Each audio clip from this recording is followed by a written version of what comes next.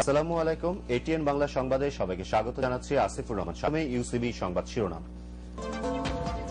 জঙ্গিবাদের অর্থায়ন রোধ ও সন্ত্রাস দমন নিয়ে বন্ধু প্রতিম দেশগুলোর সহায়তা চাইবে সরকার।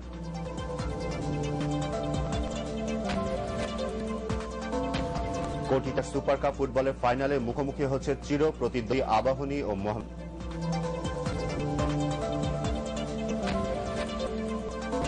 দুই আসনের জন্য আওয়ামী লীগের বিরুদ্ধে প্রভাব বিস্তারের অভিযোগ বিএনপি ও জাতীয় পার্টির।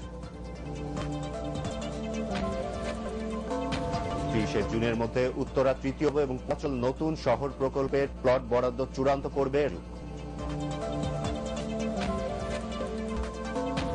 এবং চাল ডাল নিয়ে স্বস্তিতে ক্রেতারা, তবে বাড়ছে চিনির দাম।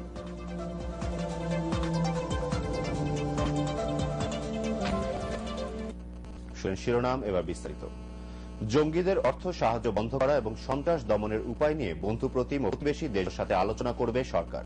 এশীয় প্রশান্ত মহাসাগরীয় অঞ্চলের কমান্ড কাউন্সিলের ৫০ বার্ষিক সম্মেলনে যোগ দিতে যাওয়ার সময় কথা বলেছেন স্বরাষ্ট্র প্রতিমন্ত্রী আকলিম আহমেদ সোহেল তাজ।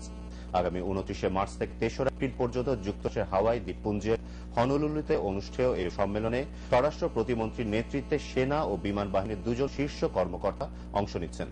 প্রতিমন্ত্রী জানান, সে জঙ্গি তৎপরতা নিয়ন্ত্রণে রয়েছে।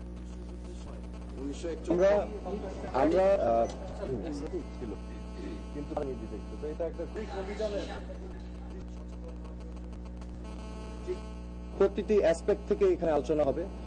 রিজিওনাল কোঅপারেশনের বিষয়টা আসবে, এখানে আন্তর্জাতিকভাবে কোঅপারেশনের বিষয়টা আসবে, স্বাভাবিকভাবে এখানে টাস্কফোর্সের বিষয়টাও আলোচনা হবে। এবং আমরা আমাদের পক্ষ থেকে, আমাদের বাংলাদেশের 14 কোটি মানুষের পক্ষ থেকে আমাদের নিরাপত্তার